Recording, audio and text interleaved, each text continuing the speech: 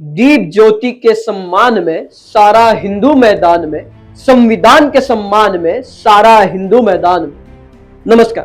तर झालं असं, तमिळनाडूमधील तिरुपरनकुंड्रम या टेकडीखाली भगवान शिवाचे आणि भगवान कार्तिकेयाचे मंदिर आहे. अनेक शतकांपासून या मंदिरातल्या पुजाऱ्यांनी या टेकडीचा ताबा घेतलेला आहे. कारण या टेकडीवर असलेल्या दीपस्तंभांमध्ये हे मंदिराचे पुजारी जाऊन दीप प्रज्वलित करत असतात.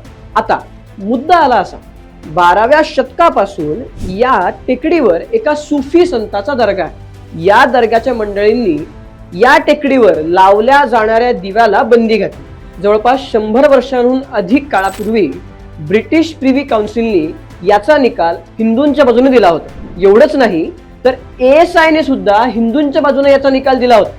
मग पुन्हा हा वाद आला कुठून?